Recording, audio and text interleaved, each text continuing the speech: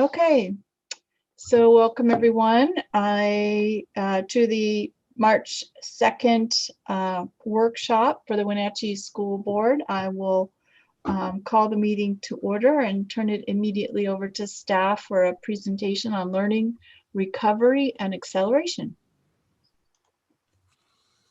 All right, Laura, thank you. Board, community, welcome to our learning, recovery, and acceleration presentation.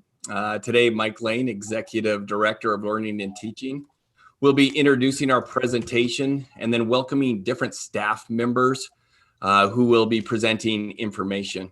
What I'd ask of the board at each section, we'll let the member or members who are going through the data or information to finish that section, and then we'll open it up for questions. You don't need to hold questions until the very end, but just at the end of each section.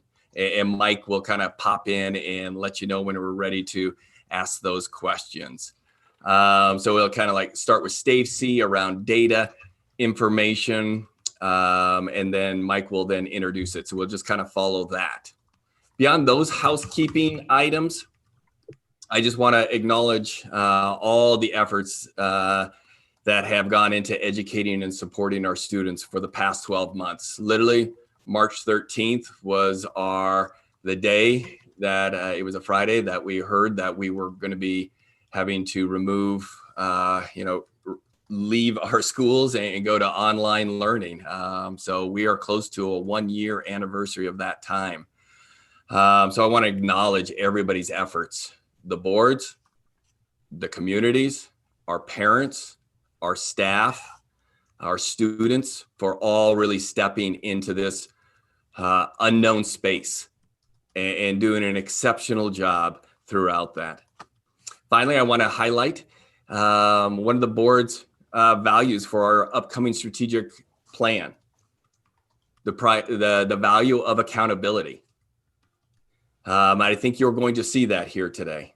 The value of accountability, as it's currently stated, says setting expectations and holding ourselves to the highest standards of integrity, learning, fiscal responsibility, and transparency. But I also believe accountability is about vulnerability. We're sharing the data that creates accountability as well as vulnerability for this organization. And sharing and recognizing the data is not where we want it to be, but also recognizing that it puts individuals in a vulnerable position to share this type of data.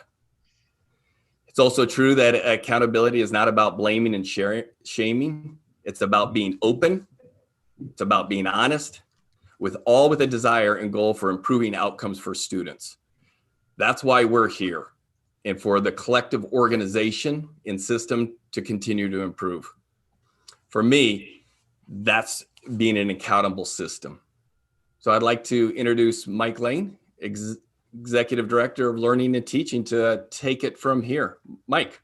All right. Thank you, Paul, and thank you to our school board members for allowing us this opportunity to talk to you this afternoon.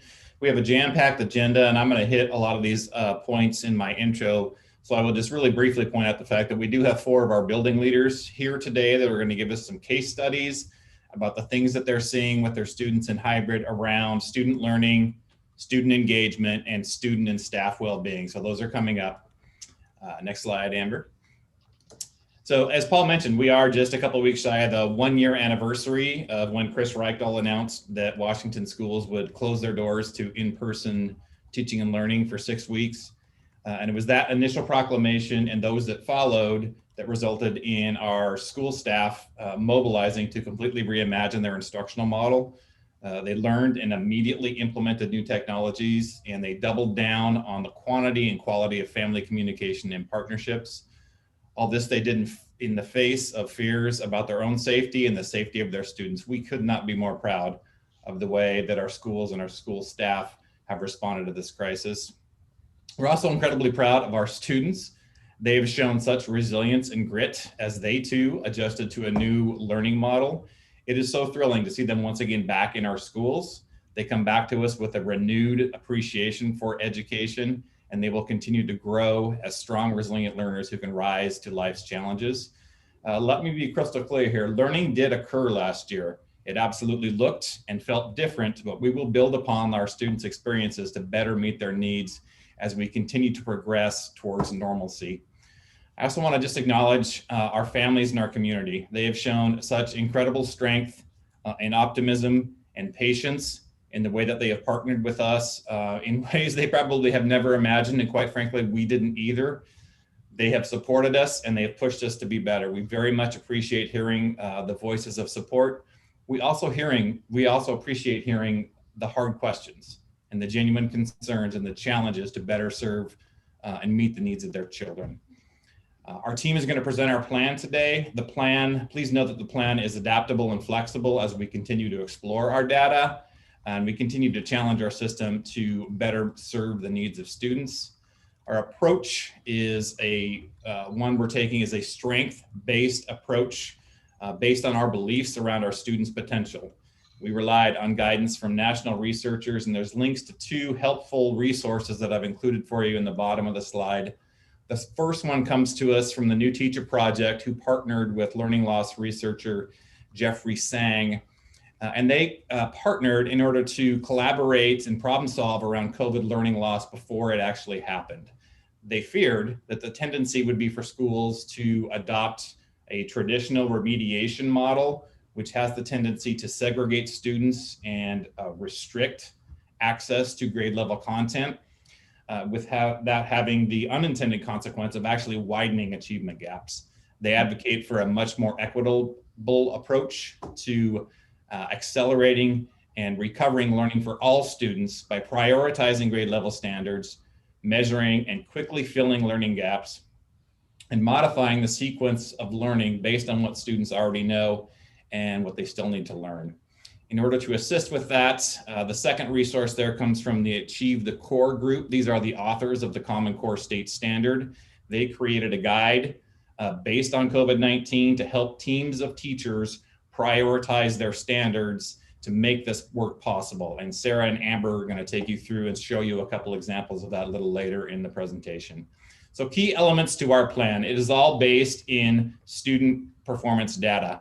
We know that grades and student engagement both dropped while we were in online learning. Now in hybrid, both are improving. We will continue to review those data points, but we'll also rely on assessment data, and Stacy is going to walk you through a view of our most current assessment data. As an educational system in a community, we must ensure that our students absolutely have access to grade level content that is based on those priority standards. This is not about recreating all of the assignments that may have been missed by us using a different instructional model. It's not about trying to recapture seat time. This is about quickly moving all students forward and filling gaps as we go. Strong and engaging instruction is always important, but it is absolutely of vital import right now. We have no time for anything less. Additionally, we will continue to support our students' social emotional well-being. Every data point we looked at, every piece of research we looked at underscored that as one of the primary focuses for doing this work. And quite frankly, one of the potential silver linings for the pandemic is a renewed appreciation for spending time each and every day in classroom practices and school-wide practices and policies that support the social emotional well-being of our students and our staff. Corey's here and he's going to talk a little bit about that. He's also going to talk about our continued focus as a district on mental health and community resources. Finally, Jeremy Wheatley and Nadia Bush will be here to talk about our current plan for an extended summer school experience for our students. But please know that this is an ongoing discussion. We are very enthusiastic about the possibility of CARES Act funding, allowing us to think much differently about how we expand learning for our students for the remainder of this year, this summertime, and even into next school year. So more information on that will be coming very soon. Before I pass it off, I just want to thank the team that's here. These are all folks who have kids in their building right this moment. Thank you for spending your time with us to present the plan, but also thank you so much for the work that you do every day for our staff, for our students, and our families. So with that, I'm going to pass it over to Stacy, and she's going to start our data review. Stacy, take it away. Thanks, Mike. Good afternoon, Chairperson and Board of Board of Directors. I'm very excited to be here with you today to review the data for the Wenatchee School District. Before we begin, it is important to note that there is a forward or a statistical warning. What we did as a learning teaching team was we tried to compare using apples to apples and control the conditions as much as possible. So that is what the data will be presented today, trying to really stabilize the data so that we can draw meaning from it. That being said, let us note that there has been a difference in instructional modality in our comparison data. We have data that will show what learning looked like with online learning versus on-site learning. There also has been a difference in on-site instructional minutes year over year. So please keep that in the back of your mind as we continue to move through data.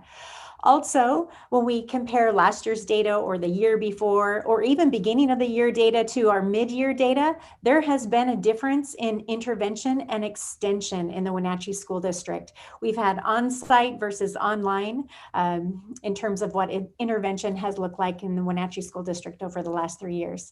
Also, there has been a difference for our scholars in daily living routines. We will show you data today from 2018 and 19 and 19 and 20. Those are years that were pre-pandemic and in the middle of pandemic versus this year fully in pandemic mode. So please note the difference in living conditions that also can affect the data. One more piece would be the testing conditions. We have been testing on site at the elementary level in the school years of 2018 and 19.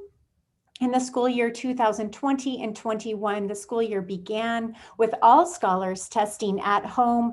And then at the middle of the year, we at the elementary level tested on site. So just bringing those to bear in terms of understanding data and how it's important to try to control variables as much as possible so that we can maintain consistency. We tried our very best to compare apples to apples. That's what I would like to lead with. But we should also note that there have been some significant changes in the conditions around data collection.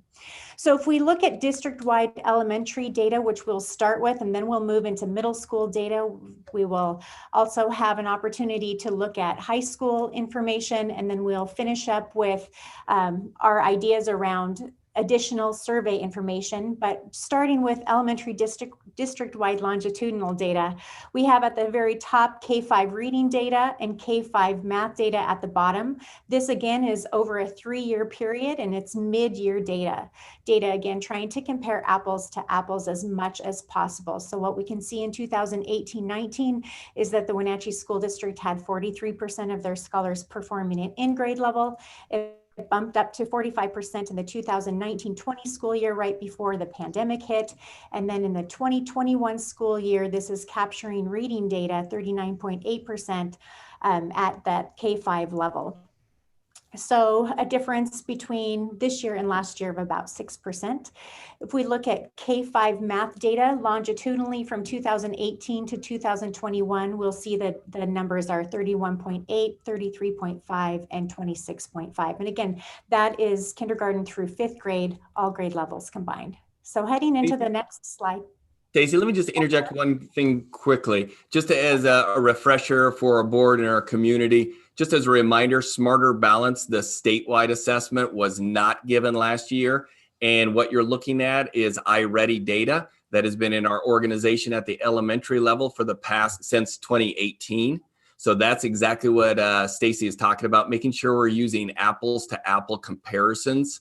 So we had to have a data set that actually occurred a couple of years ago and is occurring now. And it's the only one we have that is a nationally normed assessment tool for us.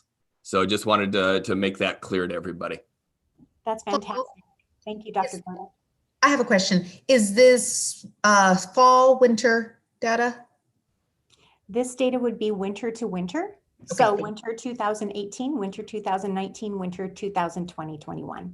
That is a great question. So along the same lines of iReady data, mid-year data, thank you for that. We are deducing the global numbers into grade level numbers and providing longitudinal data. So one would draw their eye automatically to kindergarten. Not only is that it at the top, but It also would show that in 2018-19, 58% of our scholars mid-year were at grade level. Then it went to 55 last year. And this year, we are up to 63% of our scholars performing in grade level material. We would not be able to report the same findings for grades 1 through 5. However, grade 3, I would draw your attention to in 2018, 54% of our scholars were at grade level, then it bumped up to 57, and now we're standing at 52. So in grade 3 in particular, there's not a significant statistical difference in performance over time, which is interesting considering that we have moved modalities from online full instruction to on-site 2 hours of instruction a day and then asynchronous learning after that. So just a couple of things that may pique your interest in terms of mid-year iReady grade level data. And again, looking at that longitudinal perspective. So now we can go into math at the elementary level, and it's the same type of setup in terms of iReady information. If we look at kindergarten over a 3-year period, moving from 41% of our scholars working in performance of their grade level to 46, and again, maintaining that 46 in the 2021 school year. I also would draw your attention to grades 4 and 5. Grades 4 and 5, we're noticing that our data is trending in the direction in which we would not want it to be. And so in transparency and honesty, grade 4, 32% to 33%, and in the current 2021 school year, 19% of our scholars are performing in grade level, with 25% respectively in 5th grade. All right, next. I have a Question. question. Do we even do a further breakdown of, because I know when they do the testing, there's low grade level versus high grade level. Did we break it down that far? You know, that information is available. We did not provide that in this PowerPoint presentation, but we would be able to grab that in no time. And Julie, we're anticipating getting several questions of that kind that we will need to follow up with. So we're recording this, and we'll make sure that we will get that information. Okay. I have 2 questions. You used the phrase deducing to grade level data. What did that mean? Oh, fantastic. Yes. The first slide captured that overall look of kindergarten through 5th grade. And these 2 slides are each grade level's performance. So it's the actual number. You used the phrase deducing that made me think that we were guessing about how that would lay out, but it's actual data. Correct. Okay, my second question is, so these are different kiddos at each grade level. Do we have any data that shows follows the cohort? So we're comparing the same kids and their achievement levels? So if we look at thank you, that's a great question. And so if we look at 2018 kindergarten and then move to 1st grade, 2019. Sure. Okay, yeah. Okay. Thank you for that. So we're going diagonally across the page. So we're seeing some loss in some spots. Correct. 41 to 25% for kindergartners when they arrived at 2nd grade, for example. Yes. Over a 3-year period. You are correct. Okay. And Stacy, I have one question about the kindergarten. We have a significant election in the community of not sending children to kindergarten. Do you have any data on the different composition of kindergarten in 2021? Because I would say as many as 25% of the people are different from a normal year. The sample size, noting that we have less kindergartners this year than we. And has it changed the nature, the composition of how much advantage or disadvantage they came from the family? Because the K one is the exception to the trend. Right. No, but I would be able to get that data for us. Yeah. I think it's just a legitimate question. This is not an interrogation. Yeah. I like it. Along with that, the breakdown, the demographics of the data as well. Absolutely. We do have at one point in our slide the demographic data as available by iReady. We also will be partnering with a company because in doing this data analysis and disaggregation, we realized that iReady is very limited in the way in which they disaggregate the data by demographics. So they actually do not report by grade level. They don't have the level of specificity that we're needing. I'll just say that. And so we'll work with the company on helping them to improve their product so that we can have that level of specificity. Is our I'm sorry. Sorry, is our district able to, I know in the past, there's different systems where data is imported. Are we able to generate something like that within, so we don't have to wait on a company to create something for us? You know, that is a great idea. And we do have the magnificent Karen Allen, and she can work her wonders with almost anything in terms of data. So we can definitely work with Karen. Thank you. Yes, fantastic. Okay. So middle school, when we look at middle school iReady reading, we may see that this is different reporting for the data, and that is because this year in the Wenatchee School District is the first year to have iReady in a kindergarten through 8th grade experience for all scholars, screening all scholars, kindergarten through 8th grade. We also use iReady at the high school for a certain demographic of individuals. So what that means is that because this is the first year in which we implemented iReady at the middle level, we do not have longitudinal data. So we're not able to provide that comparison data for us today, board, but that is something that we'll be able to do moving forward, a K-8 look. So what we did for you, since it's the same computer adaptive assessment, the same engine, we put together beginning of the year data for grades 6th, 7th, and 8th, and then winter data to do a comparison of where scholars were in reading at the beginning of the year and where scholars are now.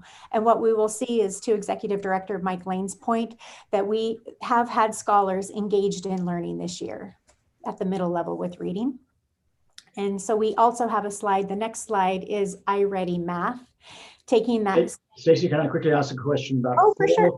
You said fall is at the beginning of the year.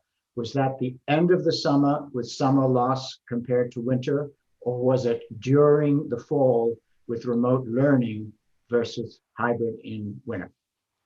Yes, that is a fantastic question. Thank you. So the assessment system is created thus so that we can assess students come to school, and within the first month of school, we want to start capturing the data for the scholars. So in September, that is when we offer opportunities for scholars to take that first of the year assessment. Yeah, so we might be looking at summer plus remote plus hybrid, and you might learn more from it than you intended. Exactly, that is a very good point. And then also, yes.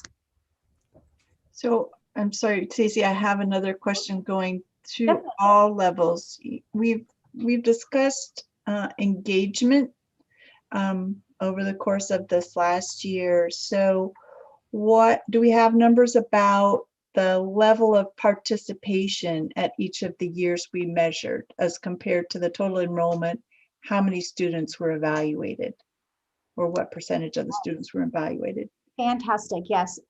Actually, yes, that is accurate. In iReady information, this winter, I'm understanding, and I'll just be referencing Miss Amber Burks, who is helping us to coordinate assessment this year at K-12. I'm understanding that we hit 95% as a threshold for iReady assessment participation. Amber, would you be able to speak to that? Is that accurate? Yes, I believe for math, we were at 95% of our scholars participating, and I believe for reading, it was right around there. It might have been 92. I can get those numbers for the board as well. At all levels, all grade levels? Yeah, a breakdown of grade level. You don't have to answer that now. A breakdown of grade levels would be great. Thank you. You bet. Sounds good. I like a smart board. Thank you for these questions. This is great.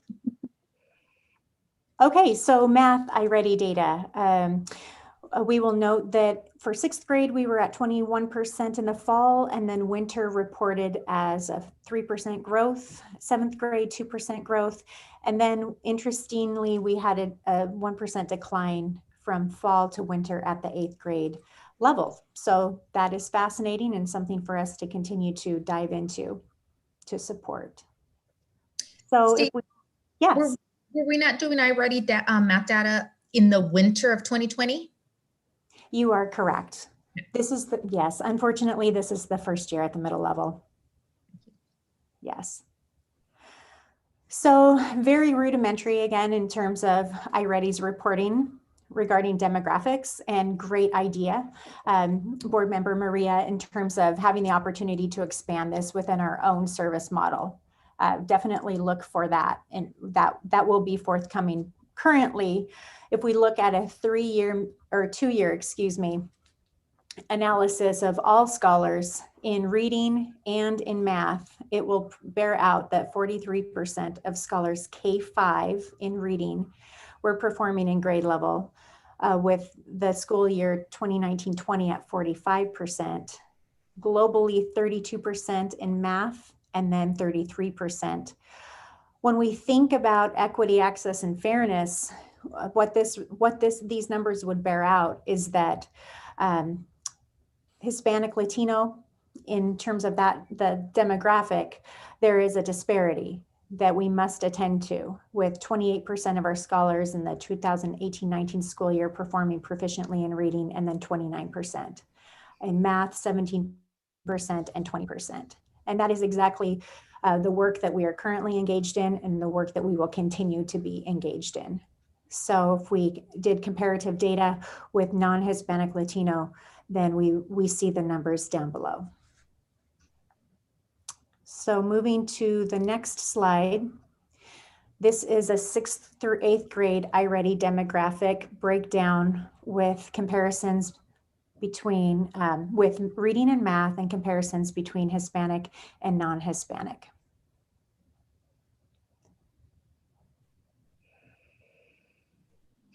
So moving to the next slide. We're going to talk about grading performance. That has been a question from the community and from the school board.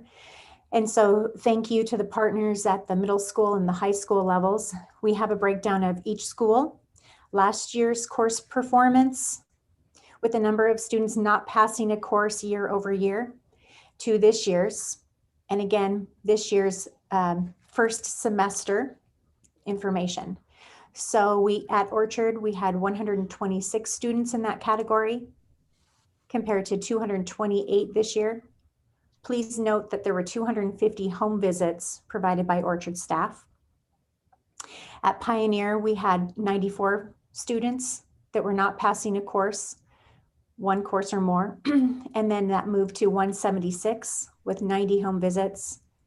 Foothills, 65 to 257 with 42 home visits. When we think about passing grade, in middle school, scholars will not be receiving an F grade. We use a standards-based model of a score of 1 through 4. So then moving into the high school, we have 2 high schools to report on today, Wenatchee High School and West Side. West Side has a mastery model that only awards credit once a student has reached an 80% or better to earn A's and B's. So that being said, in the 2019-20 school year, there were 15 scholars that did not pass a course versus 0 this year, and 368 in the Wenatchee High School last year compared to 541 this year. So that is about a 10% increase at Wenatchee. Can I ask a question? For sure. The failure data, are those confirmed failures, or are they just any transcript that reported a 1? Because like I'll use my own daughter, had a 1 in science, turned out it was a mistake. Assignments were getting in, didn't know why it was reported. It was some issue with transition between the teachers. Did we vet further any of those failures, or are we just the ones came out and this is what we're reporting? Julie, we vetted those through the building principals. Okay.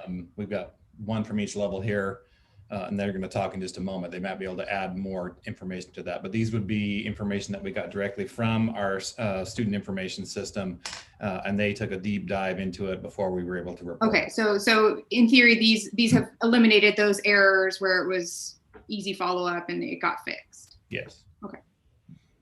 It's a great question.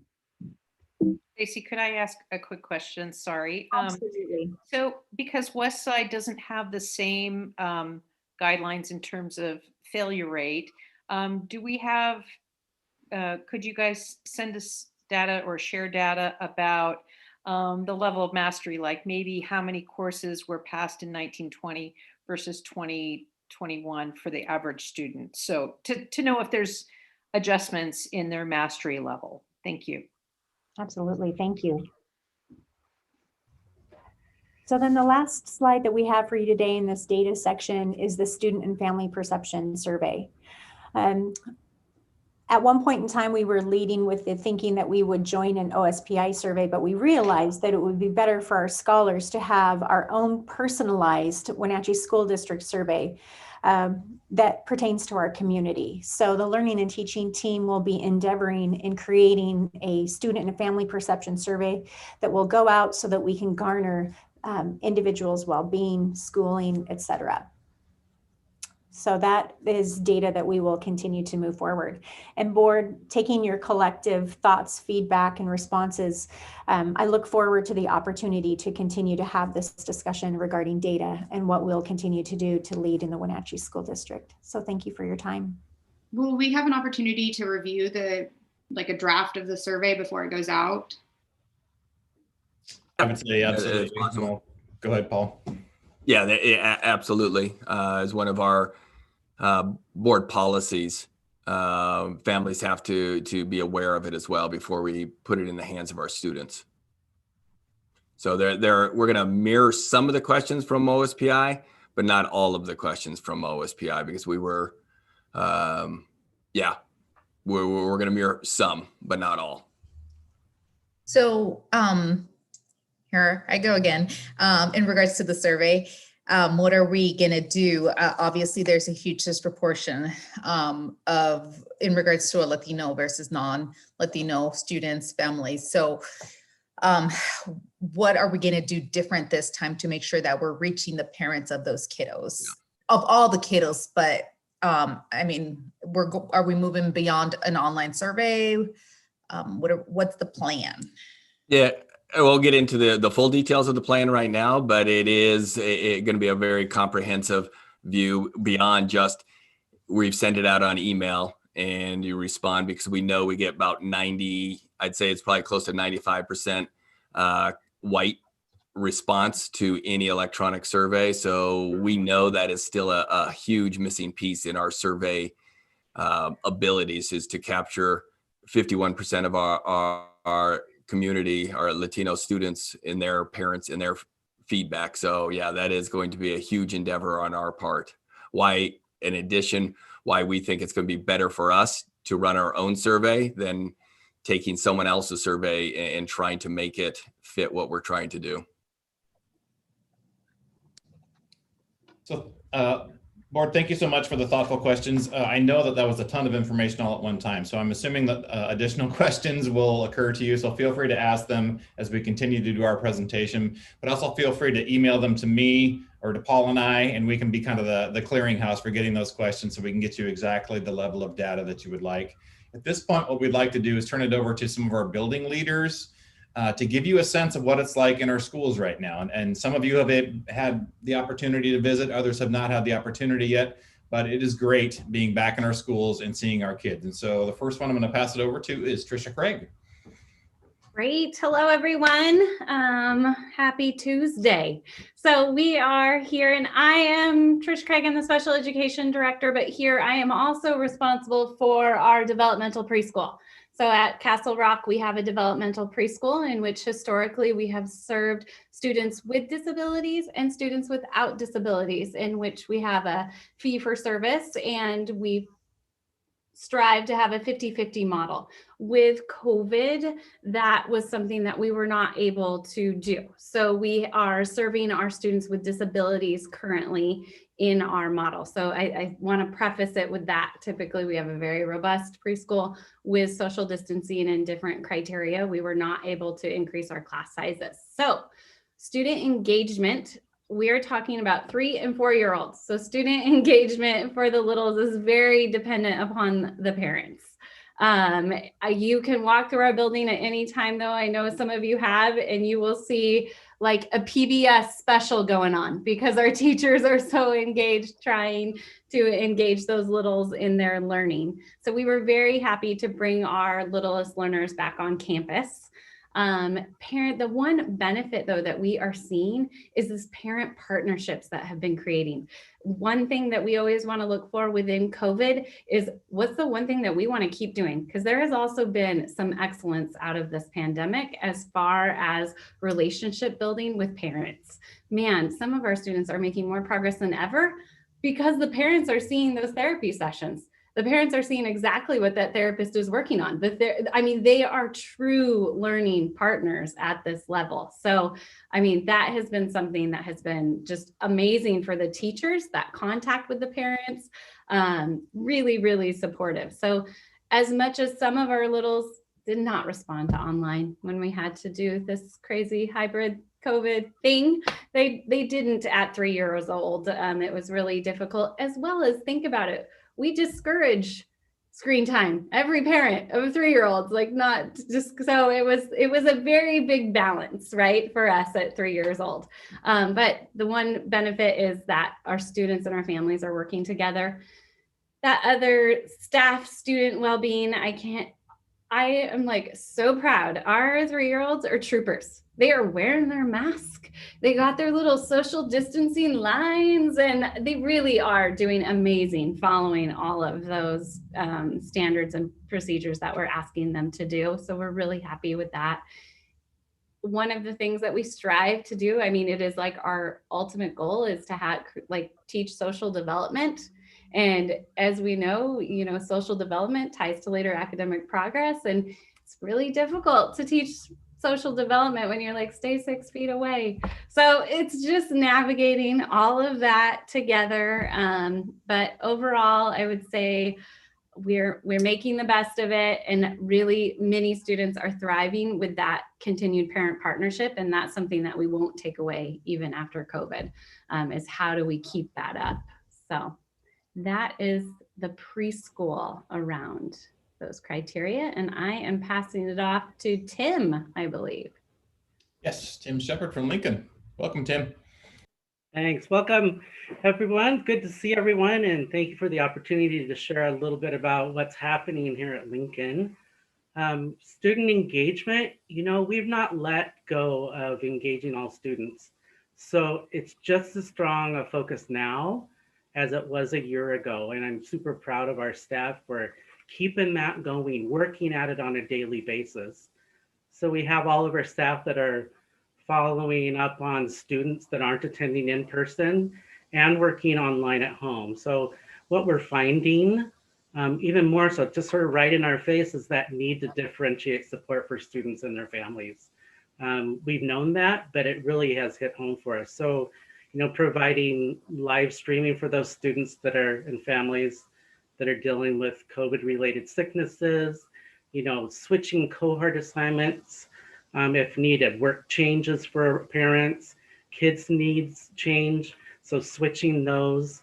And then, continuing to use and ramp up our partnership, our Coyote Comfort Closet that we have here at Lincoln to meet those physical needs. So really more differentiating in how we're supporting our students as far as engagement. And then another part of that is that online learning, which we're relying on that to support learning as well. So coming up with some motivational plans for encouraging online work at home. So we're currently working on a motivational plan for more consistent use of Lexia as a part of that online learning time. So that would focus on both usage and learning through units gained, and really getting parents on board with that. They just need to get their kids in front of Lexia and let them go, but they need that focused time. So really, again, encouraging, like Trish was saying, I feel like we have better partnerships with parents than we ever have.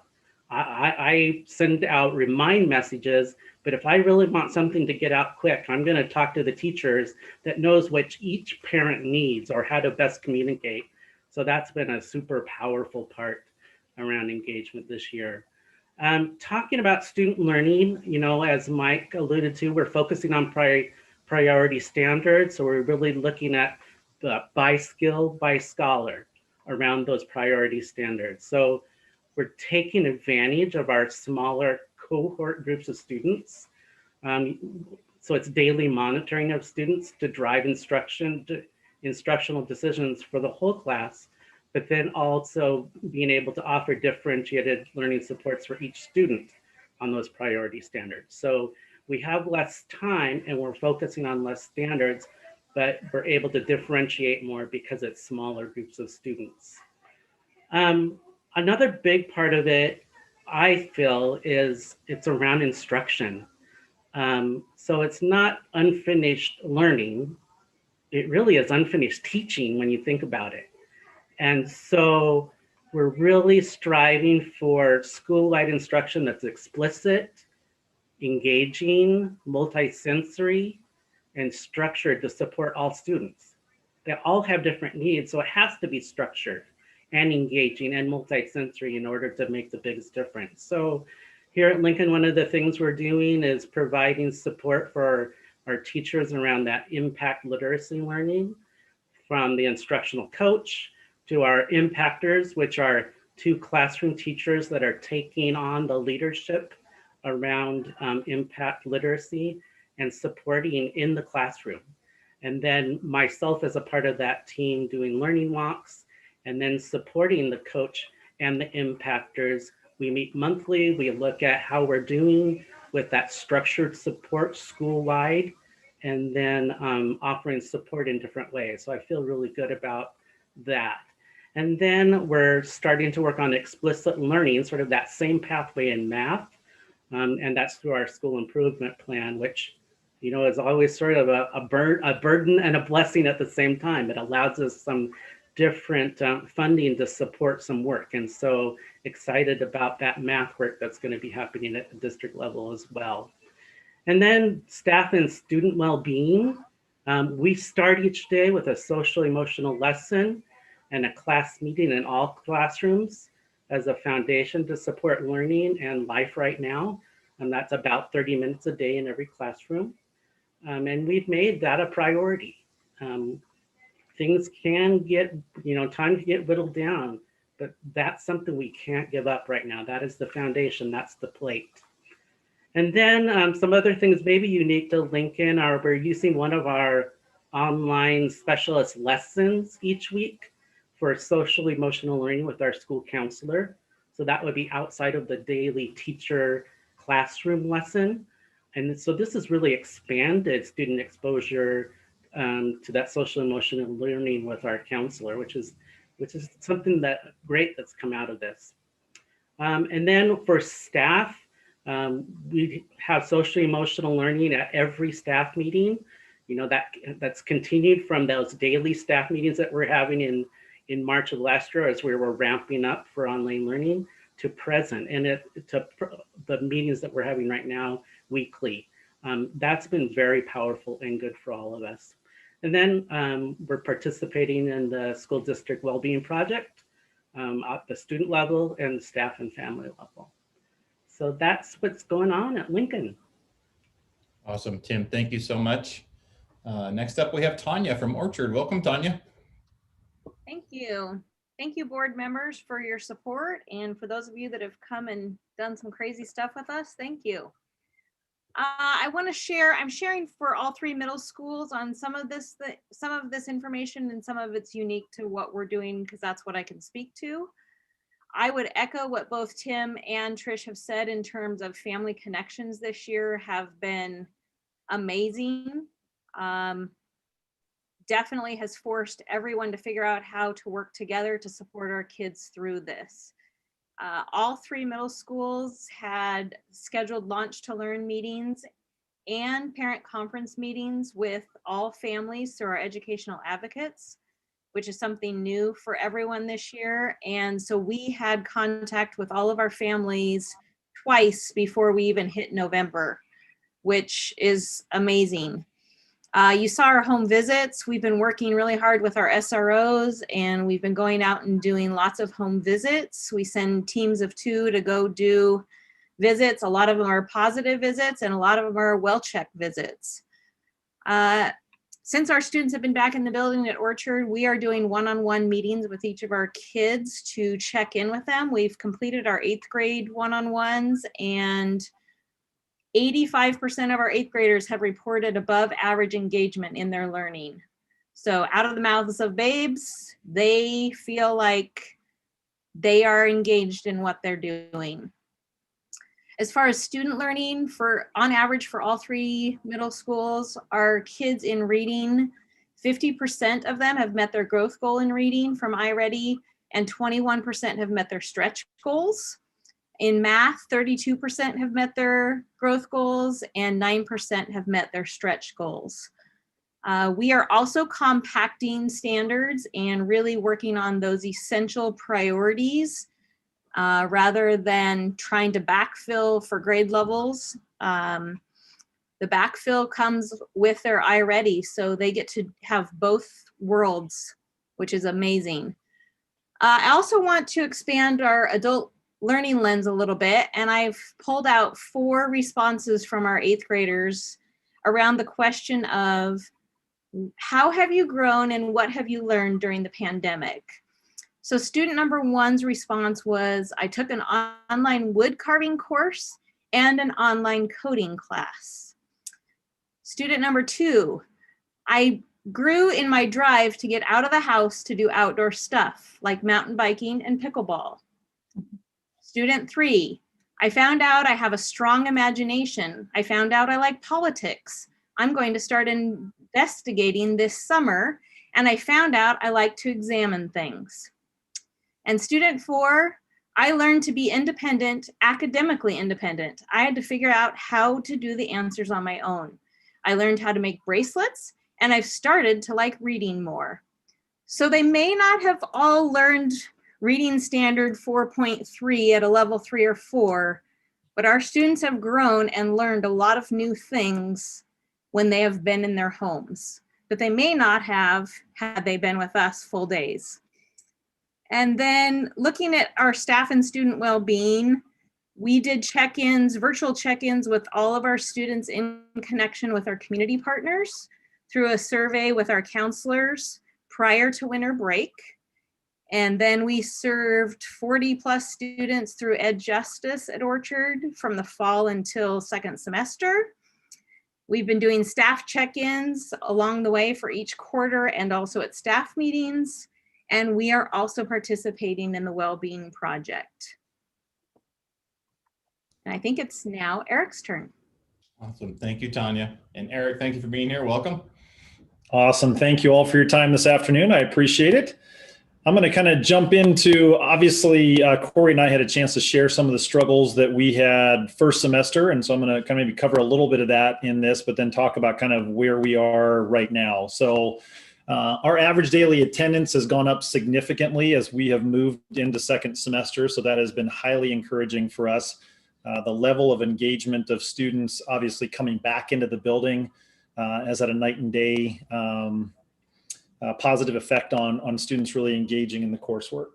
So in first semester, we did have about 200 home visits that we really are reaching out to families to try and keep them connected with us. And some of those came from the 1,700+ concern reports that we got from staff and others around students and how they're doing, which also connected our social service specialists to about 186 kids, which is far above our normal. I will just say that.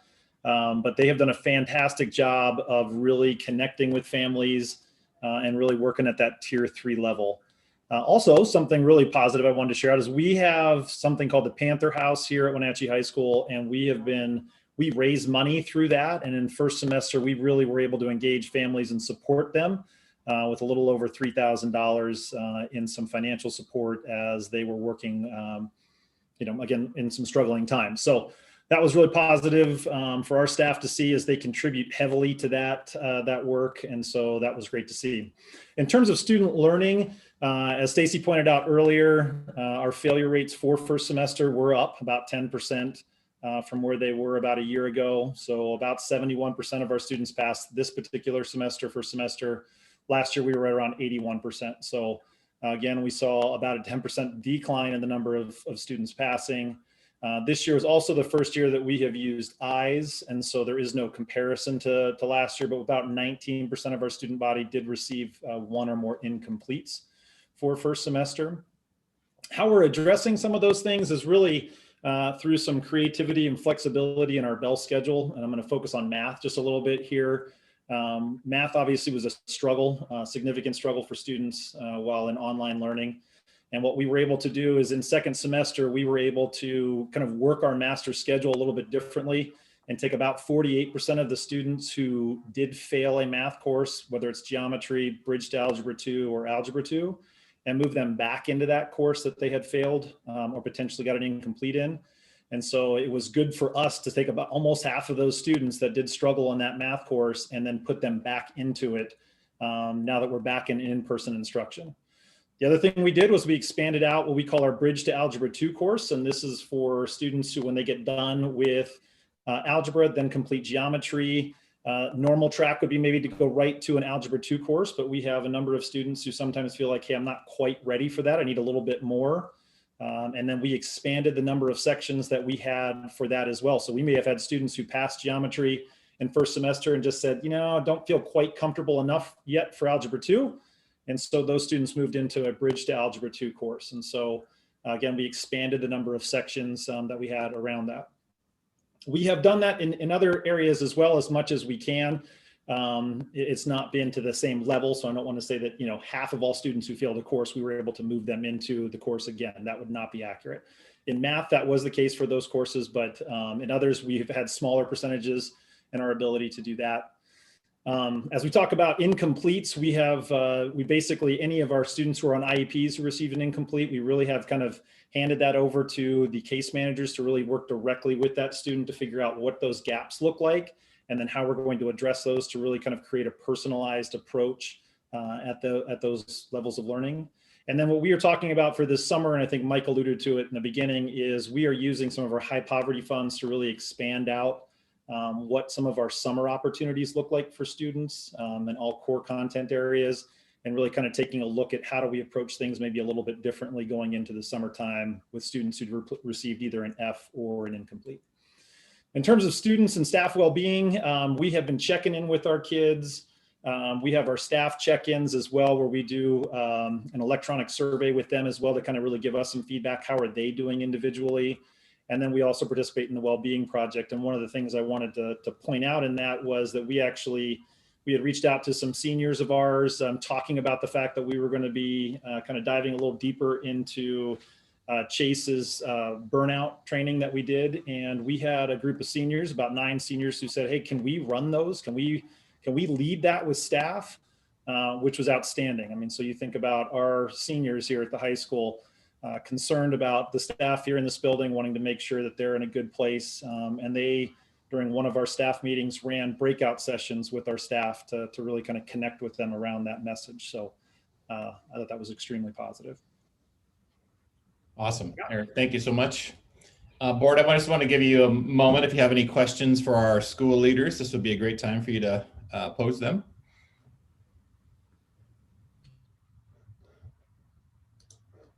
So I have a question, Eric. You just to clarify on the math course, you said 48% are repeating semester 1 failed or incomplete. Is that 48% of all students who took,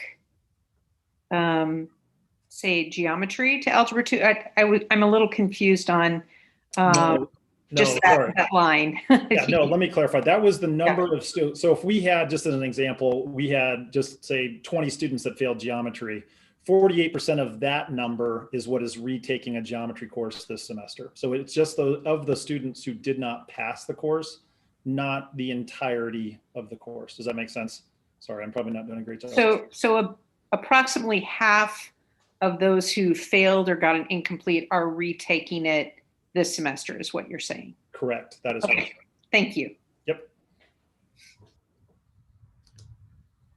All righty. Well, thank you so much to our school leaders. I would love for you to stick with us here for another half an hour or so till we get to the end. And school board, obviously you can ask any questions or send those to us and we'll get those for you to answer. Next up, Sarah and Amber are going to talk about what does it look like to prioritize standards? What does it look like to accelerate learning and recover learning as you do that? So they're going to take you through that. So Sarah and Amber, go ahead and take it away. Welcome, everyone. Thank you so much for taking time out of your day for our presentation today. We really enjoy presenting to you and sharing this information.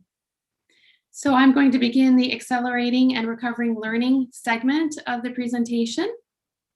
And we just want to share with you that learning acceleration is really about teaching a core set of standards with high levels of engagement and scaffolding. So when we speak about the grade level standards or use that terminology of standards, we're really referring to what is taught by teachers at that grade level and what should be learned at that grade level by the students. So as you might know, 41 states have adopted the Common Core State Standards for math and English language arts, which creates common expectations for these states, including Washington. And because we have this consistency with 40 other states, that really means that most of the time, if a student moves here from another state, we have a pretty good idea of the content that they've previously learned, or at least have been exposed to. So that really helps us to just be able to pick up where they left off and keep them learning. On the next slide, there is an example here of an English language arts standard. We know that students need to spend a lot of time learning how to write, for example. So this standard appears in every single grade level from grade 3 through 12 because it's so important. The standard on the lower section is a 6th grade math standard. So these are examples of standards that are used across the board in at least 41 states, perhaps more, and they're taught at those specific grade levels. On the next slide, you see a visual that's an example of something that's helped to focus our staff's work on the priority standards during remote and hybrid learning. So our efforts to ensure students are moving toward high levels of learning includes building on previous Wenatchee School District work. We have been a standards-based district for many, many years. Standards guide our instruction and they guide student learning. Our staff is really used to focusing on priority standards, so we were in a good place with that going into the pandemic. But because of the limited instructional time in remote and hybrid learning, we're focusing even closer and more on standards that are absolutely essential and critical for students to learn. And we're emphasizing those because we know students need to be very strong in those areas going into the next grade level. The Student Achievement Partners is a group of Common Core authors who helped to write the Common Core State Standards. They released a comprehensive document last spring called the Priority Instructional Content in English Language Arts and Math. So like many other states and districts, we are using this guidance from the Common Core authors to really systematically prioritize which learning standards are taught to this year and to what degree. This guidance from the experts has really helped us to focus on what's absolutely.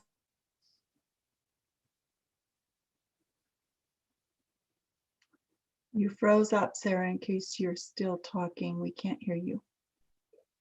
Looks like everybody else is still live. I think Mike looks frozen as well. So I'm not sure where everybody else is at. Amber, are you still with us?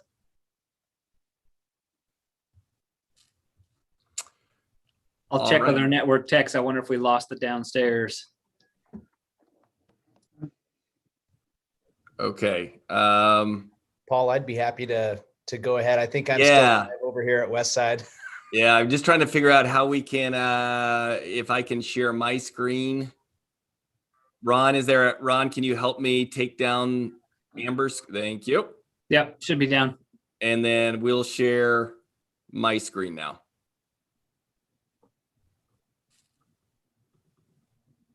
And then I'll go in present mode, and Corey, I'll go down to your slide here real quick.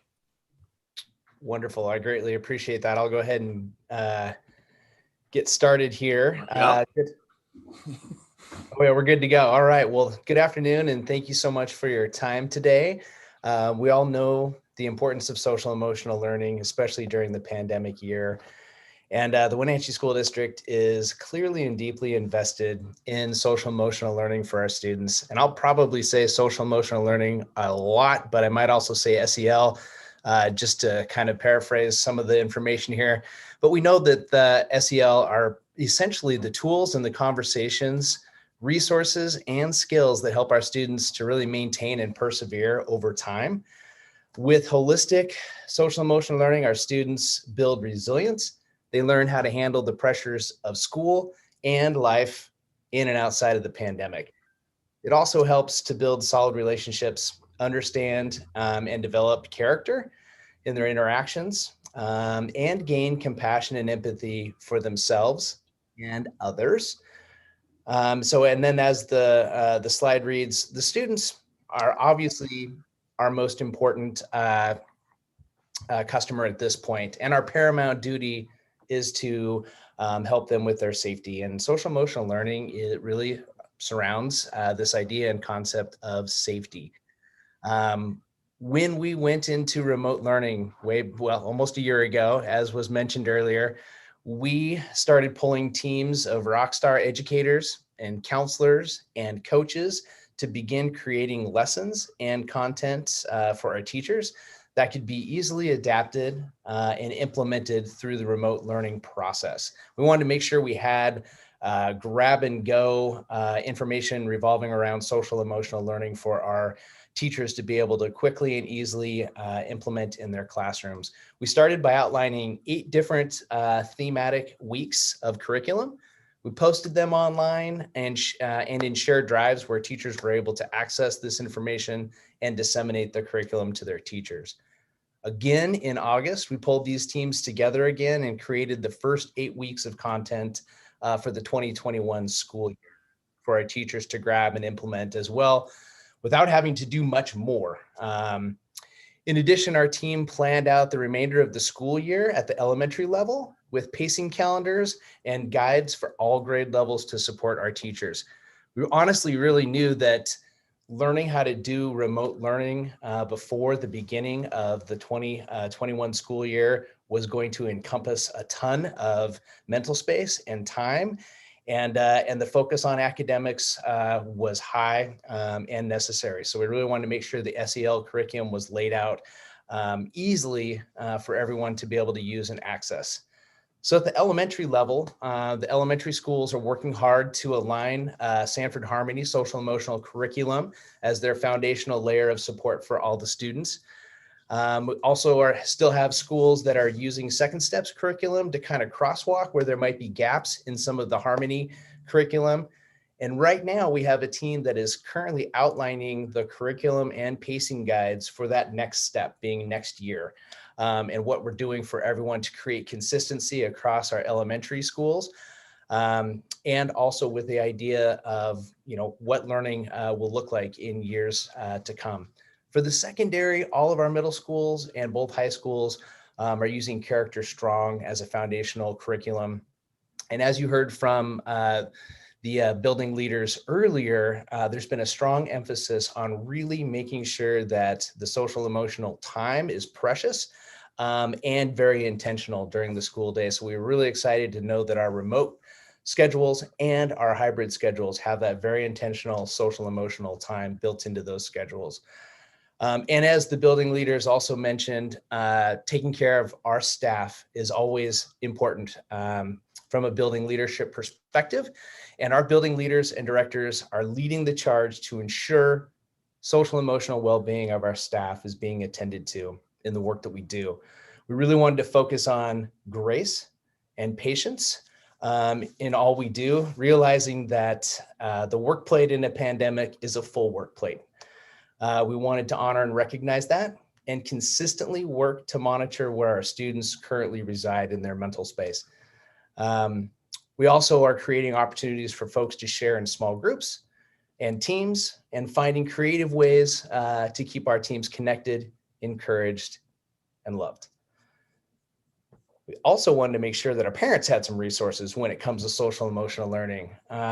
We created some tools and resources for our parents with regard to social emotional learning. We wanted our parents to have access to the social emotional learning national and state standards, the curriculum we were using, resources and research that we had access to through OSPI and other state and national agencies. We linked all of that to our Continuous Learning 2.0 website for easy access, sent letters home, and remind notifications to our parents of these tools. And all of the curriculum that was developed in fourth quarter of the 1920 school year and the first quarter of 2020 had family resources and extension activities built into them. So as parents have become such amazing collaborative partners in remote learning and hybrid learning, they were able to access those activities as well. And then finally, the Wellbeing Project, as you've heard before, and it being referenced by our building leaders, is the district's answer to the state of concern in our community regarding mental health. The Wenatchee School District really jumped on this in the fall as a way of leading the charge to support our students, families, community, and our valley. The projects have specifically partnered the Wenatchee School District with local behavioral health care professionals to create a combined effort of sharing knowledge, sharing research, and best practices through addressing the mental health hot topics that are out there. In addition, we have intentionally brought in some nationally ranked inspirational motivational speakers, one of which just a couple hours ago met with our leadership and ASB at the secondary level. And he is more of a mental performance coach to work with our students and guide them to becoming resilient, strengthening their grit, and becoming the best versions of their self. And a quick little shameless plug, our next presentation opportunity will be on March 16th in a joint presentation with Confluence Health and the Wenatchee School District titled Forging Through the Funk, Learning How to Celebrate the Successes We Did Not Know Were There. And thank you for your time and letting me kind of jump in there out of order. Appreciate that. Thank you, Corey. Thank you so much. And I apologize. Several of us froze up, so I'm not sure exactly where we left off. I'm assuming that we need to go back to Sarah and Amber. Is that correct, folks? Yeah, we're right. We should be on slide 23 for Sarah and then followed up by 24. Great, thank you.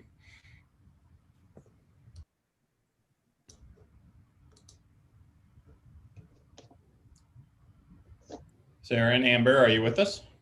Yes, I'm back. Are we able to flip back to slide 23? Oh, that's me. Sorry. Oh, perfect. Thanks, everybody. I'm back already. Thanks for your patience. Okay, so as I was saying before Zoom froze, the priority instructional content in ELA and math guidance provided by the student achievement partners gives us guidance on which standards can be reduced, eliminated, or combined with remote or hybrid learning circumstances in mind. And so this is a visual that shows you some 7th grade math content that educators can spend less time on or even eliminate for the time being based on the guidance from these experts. Now, of course, in an ideal world without a pandemic, if our schools were in school all day, every day, we would have time and we would include these in our instruction. But these are not deemed nearly as important as the previous standards that I shared with you. So in order to catch our students up and keep going with instruction, these are some that would be typically eliminated or at least reduced in terms of instructional focus and time. And with that, I'm going to hand it on to Amber Burks, who's going to share a little bit more about our Accelerating and Recovering Learning Plan. Thank you, Sarah, and thank you, team. Thank you, board, for this opportunity. It is my pleasure to talk about our plan moving forward. Is to continue using the professional learning community process. For an acre are the pioneers of the professional learning communities framework. And the reason we would continue to use this framework is to continue to leverage our collective impact. We know that we have much, much more impact when we are working in a we culture rather than an I culture. And Corey really addressed that when he was talking about, we already have full plates in education, but in a pandemic, the workload has increased because schools had to be, reinvented and rethought many times. And so it's been really critical that we've had our professional learning communities where our teams are gathered in small groups to be able to work together to just leverage the collective expertise, the collective superpowers of each individual, if you will. So what is the PLC process? That is a process focused on the learning community, or the team is focused on 3 big ideas. They're continuously focused on learning, continuously focused on collaboration, and continuously focused on results. So when our teams, and I just want to say thank you to the board for valuing collaboration and making sure that is valued, that in master schedules we have job embedded collaboration. This is absolutely critical to being able to accelerate and recover learning. So when our highly effective teams are coming together, they are collaborating around 4 essential questions. They just continuously ask the question, what do we want students to learn? And Sarah really hit that today in her presentation around those priority standards that are important for for endurance throughout one's whole career in college and beyond. Standards that have leverage across content areas, social studies, science, math, and standards that we're willing to intervene and extend on because they're so critical to the success of our students. And the teams continually use common assessments to be able to answer the question, how will we know they learned? So just continually looking for that evidence. And we're going to continue focusing our teams on, what will we do if our students didn't learn? And that's intervention. And the other question of what are we going to do if they have learned? And that's extension. So that is how we'll just continually be able to move forward and accelerate and recover that learning. Professional learning communities, we make collective commitments around the instructional practices that have the greatest impact. So for example, right now, we really have our PLCs, asking the questions, knowing that we have maybe not as much time, that face-to-face instructional time as we usually have had, what are the highest impact instructional routines we could use to impact student learning? And so that's why, Tim referenced the impact literacy routine. Another really high impact instructional routine is teachers using collaborative discourse. That accelerates students a lot. I've linked Hattie's ranking effect size there in the yellow box, so you can look at his research around the influences and effect sizes related to student achievement. So that's really what we want our PLCs focusing on right now, especially. So in professional learning communities, teams evaluate their effectiveness on results rather than intentions. So they're continuously looking at those results of their common assessments to reflect and improve their own individual and their team practice. So in a professional learning community, after teams are reviewing their common assessments, we would hear dialogue such as, how did you get those incredible results? And honest dialogue of, I don't like my results. What instructional practices were you using to get those results? So, and finally, teams collectively provide systematic interventions and extensions that are fluid by scholar and by skill. So we're getting down to the true need of each scholar, addressing that need or the cause of what's stopping their learning, or extending on their learning if they already have met the standards. So one of the best parts, again, I'm going to hit on the culture of a professional learning community, which is that it's that shift from these are my students to these are our students. And so a whole grade level, for example, 8th grade team embraces the our students approach and works to ensure all students are learning at high levels. And I just want to punctuate that team collective efficacy is very high on Hattie's effect size list. It is the top of the effect size list. In fact, it is 1.57. And what that means is that that's leveraging almost 4 years growth in 1 year's time. So I just invite you to look at that Hattie's effect size and see where professional learning communities comes in. And thank you. Thank you again for this opportunity. Awesome. Thank you so much, Amber. And thank you, Sarah. Paul, well, let's jump down to slide number 26. It's my understanding we're going to try and get finished by about 2:20 because somebody's going to be leaving us. So Jeremy and Nadia are going to give a 3.5-minute summary of our current planning for summer school. So take it away, guys. Thanks, Mike. Hello, school board directors. My colleague Jeremy Whitley and I are happy to share what we think is a good plan for summer school. And it's, of course, in the works. We might add things to it.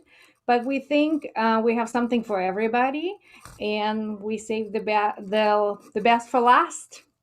So the plan is to offer big K-5 program. We basically think we will recruit about 450 students in the K-5. That would be a double amount of kids that we normally invite to summer school, because typically it's migrant only. But the difference this year is that it's open to anybody in the K-5, and it will be in a couple of sites. We're determining the locations right now based on the other department coordination. And then we are doubling the amount of physical in-person time, what we're doing right now. So we're planning maybe 8 to 12 days for the kids, 4 hours in person time. Then it will be Monday through Thursday, June 28th to July 29th, so 5 weeks. And the content will be based on GLAD unit and iReady math lessons. And we will also work with community partners where we're exploring agencies in the community who can come to our program and be guest speakers or have some fun, because summer should be fun activities with them. And we're thinking to open registrations April 1st, keep them until May 15th, and registration will be online. And we will create the website with all the offerings for the parents to be aware what is offered for each grade level in English and in Spanish. And they have option of paper registrations. We shoot for parent conferences next week where we can really inform parents that come to schools for the conferences to know about this opportunity and communicate through many different channels, radio, newspaper. We're preparing article for Inside Wenatchee edition. So we will communicate this options to our community and parents through various channels. Then for 6-12, we will partner with what we have in place already, which is a great program, Century 21st. They will be mapping out the plan. It's in the works, how, in what format to deliver services to middle school kids. We will help with recruitment, and it will basically be open to Pioneer, Orchard, and Foothills kids. To all everybody will be invited to participate. Then in the 9-12 grade, like Eric mentioned, they're thinking to create something targeted for those kids who have incomplete credits or failing. So there will be options for those kids. Either take a six Canvas courses in different subject areas, one option, and another option is for the kids who need the credit, who failed already. They will work in Apex, and the staff will be hired to work with those kids on credit completion in both high schools. Then possibly, because traditionally migrant program, the migrant kids, because of mobility, their needs are different and bigger need. So we are continuing to offer specific to migrant kids, and possibly in partnership with Wenatchee Valley College, we can create some leadership academy for our secondary students, 6-12, where they can be there at the college, half day for leadership and half day for STEM activities. We'll see how it will work out between us, our work on this. And then there will be traditional offering for 8th graders to transition them into high school. And this will be done through middle school working with high school. And that's our option so far.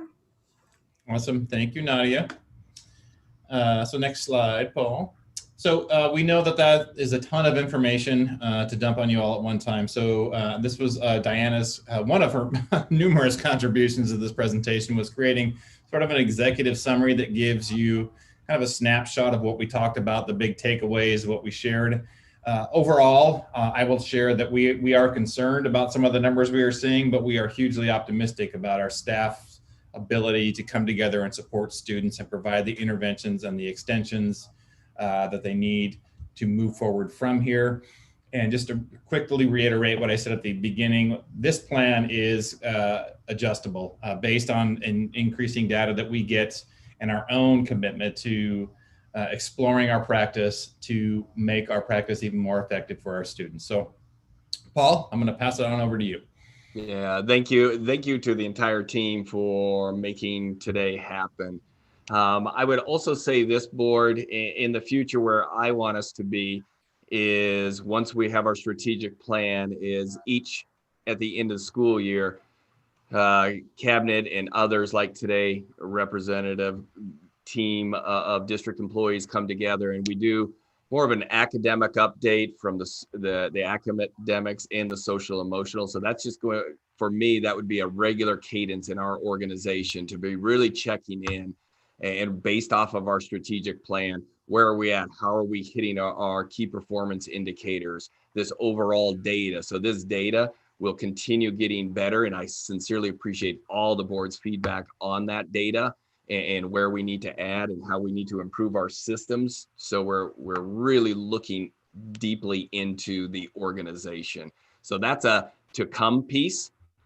This is a mid-year aspect and where we're at within pandemic and our learning currently. So board, questions, comments? Yeah, I have a question. So is there, and we've identified the testing that is actually mid-year. We're actually, well, now I think beyond mid-year with very little year left. It says continuing focusing on priorities, but is there anything that we can, you know, if a parent asks me, hey, you've identified these deficiencies, we're not bringing anybody else back to school for the foreseeable future, what will change tomorrow to make sure that we're accelerating learning through the rest of the year? Are we increasing what we should be seeing at home for students? Because I see a problem, but I'm vague on the solution in the very near short term. So from my perspective, and then Mike, jump in, please. It really is at that school and individual teacher level, working with those students because of broad brush across and recognizing where each of our students and our scholars are at. It's that aspect that we know our kids well enough to continue to expand or continue to recover that learning. Mike? Yeah, that was what I was going to say. And the iReady data in particular, when you get the results from a student, it actually points them on a path to recovering those skills. So that becomes what kind of determines the work that they're doing in the iReady program. And then Lexia is similar to that, but probably even more detailed. So Stacy, do you want to jump on here and just talk briefly about what the Lexia program allows teachers and teams of teachers to do? Sure. Yes, and that iReady data does, to everybody's point here, provide us that high level overview pass. And then we have, so that is considered a screener.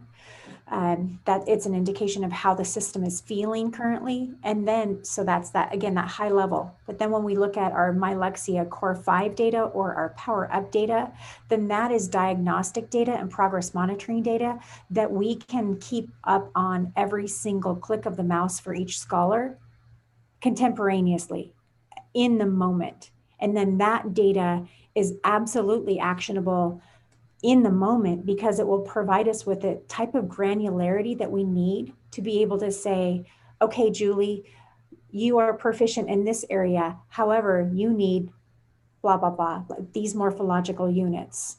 Myself, I would potentially need short vowel A.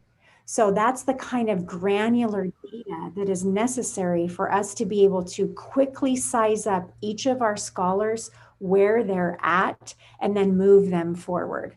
So we're looking at a couple of different data sets to continue to accelerate learning. So we have iReady that tells us that big general overview, and then we have MyLexia data that provides us with daily up-to-date performance data on scholars that we can see where they need support and move them forward. So is this something the teachers have access to, and are we going to be expecting them to more aggressively follow up on this? Because, you know, I have no idea what my 5-year-old is doing. I tell her, go jump on iReady, and I assume if I'm not hearing anything, there's not a problem. And then I get, you know, a score back that says she's testing below, you know, or not as proficient as we would expect her to be. So it's, you know. Sure. So I'm happy to report that our MTSS coaches and our building principals in terms of Power Up and Core 5 information have been supporting their teams in understanding the MyLexia data and then next steps, what to do about that. And in fact, so much so that, Tim, would you like to just briefly share the system that you have for supporting scholars based upon MyLexia data, what we spoke about this morning? Yeah, so all teachers look at that data at least once a week. I'm getting like a 70% usage on staff checking it regularly, which is great. So they're supporting, you know, they're checking usage. Are they getting on, but are they growing units is what they call it in Lexia language. And so, so that's the first sort of level. And then for intervention this year, because it's all done online, just due to the limited time that we have in person, at least at Lincoln, and I know at several other elementary schools, they're using Lexia as their foundation for intervention. So the kids with the highest need are meeting with these teachers 4 days a week. And the intervention specialist is basically using the Lexia lessons and tools that are built in to support kids on a daily basis. And that is, you know, we've exited some kids this year, if you can believe that. Even in a time of pandemic, we have exited kids. And that's not a good report, but that's unusual. We are just now figuring out by scholar what they need. The connections that Lexia and Impact Literacy have is phenomenal. They are 2-in-1, and so we have a program that's supporting. And so that's intervention that's doing that. In addition to what the teacher is doing. I also wanted to add when this conversation came up about teachers through impact literacy and the routines that they're implementing, it also is diagnostic. So they're on a daily basis, as they're going through the routine, they're diagnosing along the way where kids are at and what their next steps are.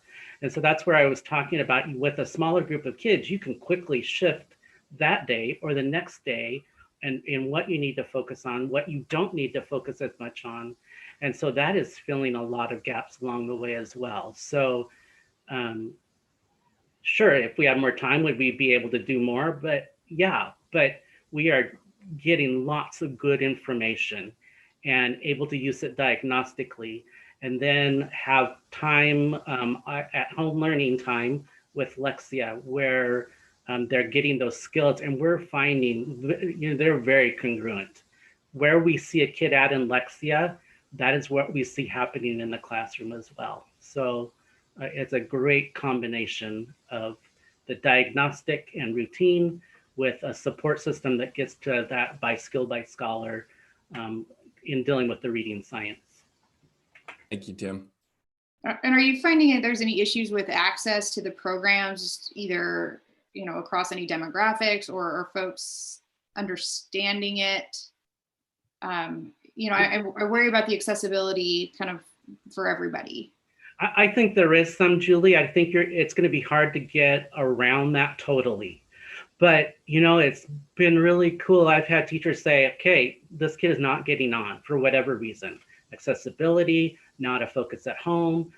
Parents are working all the time. So they are bringing kids in early or staying late to give them some time to get on Lexia, because they know how important that independent practice is and the diagnostic information that they get from it. So that's why I said with our motivation program, our school-wide plan, that's really a focus to find out how we can support more and really capture parents' support with that as well.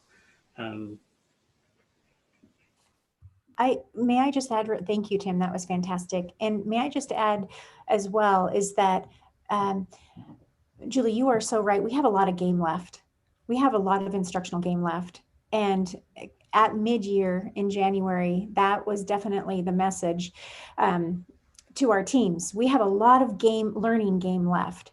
And so I also would like to offer that some other data points that we could look at is that Dr. Gordon expects, and I am with him on this, that Mike and I are in schools, that principals are in classrooms, that we are supporting as much as we can our system so that we can be in the trenches and moving forward together. And when we are on site, we are able to see and have conversations about what do you need now? How can we support? How can we move forward? So I also would like to offer that there is a very intentional full court press that has been happening all year long from Dr. Gordon's leadership when he told us in cabinet in the summer, we will not waste one instructional moment. Let us go forward and capture every instructional moment, both on-site and online as we can. And that was his expectation, and we lead with that every day. So I would like to offer that as well, because those are the types of things that we don't necessarily see as a community in terms of how we're continuing to support the learning in classrooms, that leaders are supporting classrooms and in classrooms. So I'd like to offer that and thank Dr. Gordon for his leadership. All right. Other questions? I know, Maria, you're in the car and it looks like you're pre-NOAA. So if you have any other questions. Yeah, just a couple comments. I think we have really capitalized on the parent teacher building connection. Kudos to everybody in that regards, to all the buildings reaching out. And then the second one is not as positive. Unfortunately, it's taken something like this to really analyze, take a look at the hard data and see the big disproportion in our district. This is not a pandemic problem we've had. This has been existing in our district for quite some time. So I guess I'm excited to see the approach that we're going to take in regards to our Hispanic Latino students versus their peers. I guess it was a little bit shocking to me, the disproportion pre-pandemic. So looking forward to the work that's going to be done, and looking forward to the post-pandemic data. Maria, thank you. Last year, leadership, what we were looking at SBA data, we pulled it apart. We spent many weeks and months reviewing data. That was an integral part of our work as I was being introduced into the system, and really understanding what that is and pulling it apart. Unfortunately, right now, we don't have good apples to apples in the pandemic. We have pre-pandemic SBA data that we're able to pull apart, but with this missing link, that's going to be a harder national piece to crack. Other board members? I have a quick question just about summer school. Do we have an expected cap for how many students can do summer school? Because I know we have a lot of parents that are concerned about, their students maybe going backwards in math and reading and different things. And also just the money to cover that instructional piece for summer school. I'm assuming it's going to come from the newly signed ESSER 2 funds, but if you could just speak to summer school and kind of what our capacity is for that, if we wanted, if half of our students who are enrolled in our district wanted to do summer school, do we have that capacity? Or if you could just kind of speak to that, I'd appreciate it. Thanks. Thank you. Great question. I'm actually going to ask Jeremy to jump in here. He's been here with us the entire time and hasn't gotten much airtime. He does a fabulous job for us in special programs. So Jeremy, do you want to address that? Yes. So Michelle, we can absolutely absorb any demand that comes towards into summer school. It's going to take some creative organizing of funds, and the CARES Act, that ESSER 2 could be a part of that. But we're utilizing, traditionally, we've always had migrant funds available. When we expand summer school, we can also use LAP and title. And so that's where Nadia and I have a kind of a cooperation in the planning. But also some of the schools, the elementaries that haven't used all their high poverty funds, those could be applied to that as well. So we feel like when we put it all together, we should have no trouble taking on any demand that comes our way. And then we'll just make sure that the finances line up as they should, and look forward to having a good program. Is summer school going to be kind of comprehensive, or is it going to be targeted in some of these areas where we're really seeing the grade level deficiencies? No, the only targeted program will be at the high school level.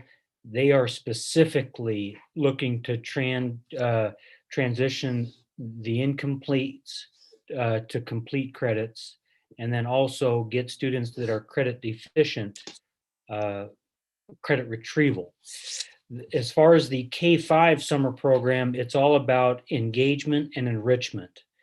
It looks to curb, the summer slide that perhaps you've heard, because with the high numbers, we want to make sure that we allow for really an enriching opportunity.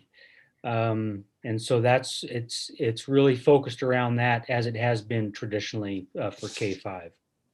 In addition to that, though, they do pay attention to iReady Math and using those GLAD units of study to assist students in accessing content. So there are elements of those two areas in there, but it's very much, as Jeremy said, presented in a way that is around enrichment, around continuing to keep kids and families connected to their learning over the summer. What opportunities are we going to exercise to make it more accessible for some students? I mean, I have the luxury of being able to go drive my kid whenever I need to somewhere, but I know a lot of families are heavily reliant on buses and things, and they may not consider this as an option because they work all summer. Julie, we'll be putting out a registration soon. We're going to put some information out in a newsletter to put it on the radar of parents. And then through the registration process, we will offer transportation. So that will be available as the registration builds, then transportation will route based on the registration. Okay. I think that's an important piece of communication to have with some of the families is saying, don't let transportation be what holds you back from this. Another question I have is I didn't hear anything about online opportunities. I know we're anti-screen time and whatnot, but are we going to be doing WIAA, or, if you just need certain class enrichments, what are we doing for that? Right. So in we want to offer the similar curriculum in an online format. We had last year, our summer school was virtual only. And we had over 400 students. And I think parents and families, kids, they just wanted to engage in something, because as you may recall, when we got let loose, it was kind of crazy. So we anticipate a population of wanting to exercise an option, right? Where maybe they can stay at home, but they want to stay plugged in to some activities and some engagement on a consistent basis. So we are prepared to offer the similar curriculum in forms of the GLAD units and the iReady math, the resources through an online delivery. So again, once we through the registration process, get those numbers, figure out how big of a group are we dealing with, and we can staff that accordingly. But yeah, we are prepared to offer an online option. And we'll have sufficient dual language teachers, because I was kind of surprised to hear that we didn't have any at WIA. Yes, Nadia is always monitoring the level of need for multilingual staff members. And so whether it's through certificated, some of the challenges, just to be upfront, is getting enough staff. And we had no trouble last summer, no trouble at all, through certificated teachers and paraprofessionals on the classified side. We had more than enough language support, and we anticipate that this summer should be no different. Jeremy, thank you. Martin, Laura? Yes, I do have something that's more an extension of what we heard. Yesterday, I was actually collecting levy signs from somebody who was a big help in the levy, and they turned the table on me and said, now you better listen to me, payback time. And from that excellent and mind-opening conversation, I had 4 take-home points. Now, it started from an absolute appreciation of everything we've been listening to today in hybrid and how much has been done, the effort, the planning, and the professionalism and everything. But then it goes to the point that no matter what, the present hybrid cannot be satisfactory. And so we then need to look at, with enough preparation time, to get to the next stages. This first one is something that I've heard quite frequently, and in a way Julie says it, and parents are frustrated in that they don't know how to help their kids at home. They're not paraeducators. It's somewhere between extraordinarily difficult and nearly impossible for the school district to add parents to their professional development after teaching kids and teachers. But looking ahead several months, if there's anything we can do, let's put it in the meat grinder and work on it, because I think this is not the first time I've heard that. The second one was an uncertainty as to what kind of programs they were to make up the gap. Now, we've heard quite a bit about this today, but this is going to extend beyond finishing this year, beyond summer, and into next year. And again, you're working on that. I'm giving you a broad brush look at the horizon. These are the things that people are pushing for, I think. And I think this was an excellent shaking up that I got yesterday that was well worthwhile. And then another one that's I acknowledge was very difficult: sufficient notice for parents to plan their daily lives. And we not a week, maybe a few weeks. You can't plan 2 or 3 months because you don't know what's going to happen. But that kind of sensitivity to working with parents on planning, that's probably the least important one. And one that I think, looking forward to Labor Day, the return to school, the hope that there will be a new normal that's an in-class school, but it's not necessarily going to be what we had before. So what is the design of that? There's all sorts of things that have been learned in the last 18 months that can be introduced. There may be things that we can't do, plus there's the catch-up. But this is a wish to be creative in that new design. And something that I want to say and really stress: if you want to be creative, you need prep time. And this is not making a demand to be creative with an impossible target at 24 hours notice. But those, that kind of a thought pattern I would like to put into this. And I want to congratulate all of you for the excellent work, for everybody who's been working with you and this huge effort. So if I go back to the beginning of this conversation, it began with an absolute appreciation and respect for the effort. And then a lot of uncertainty as to what we can do and to be aware of the horizon. So that's my add-on. Martin, I appreciate it. And I just want to make sure everybody's aware. Laura needed to step off for a pre-scheduled appointment. She appreciates everybody's effort and the information provided today. I think to all board members, questions and concerns and communities, we recognize where our students are at, and that was that vulnerability of showing, demonstrating the student data and where we're at, and where we need to be in short term and long term, and it really creating a sustainable system that will allow us to thrive through the pandemic and outside of the pandemic.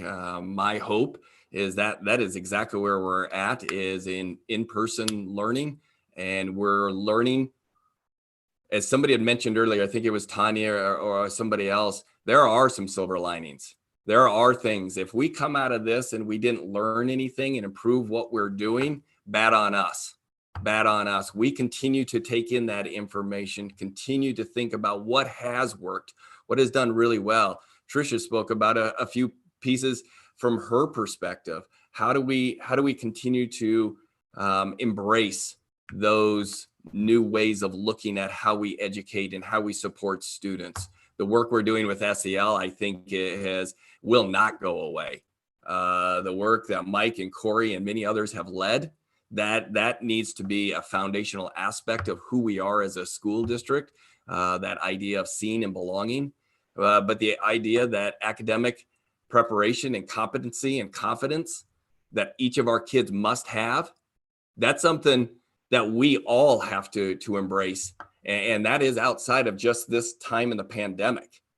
We need to continue to improve, and to Maria's point, we need to be having a hard look at our Latino student academic performance, non-Latino, our students who are free and reduced, and those who aren't. It's a significant gap, and if anybody tells you anything differently, they're lying. There's significant gap there, and it's our job, and as a board, you have one employee and you hold me accountable to making sure that we are making those gains and making those transitions in a systems approach that will have long-term sustainable viability for our students, because that's what all of this is about.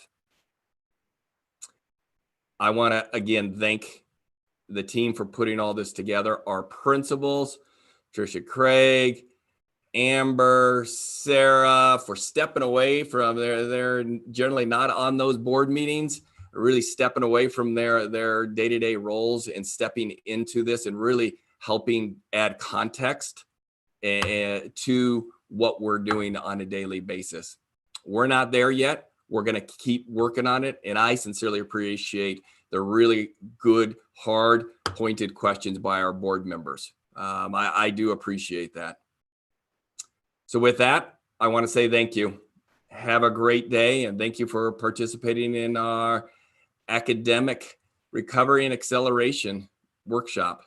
Have a great day, everybody. Thank you, everybody.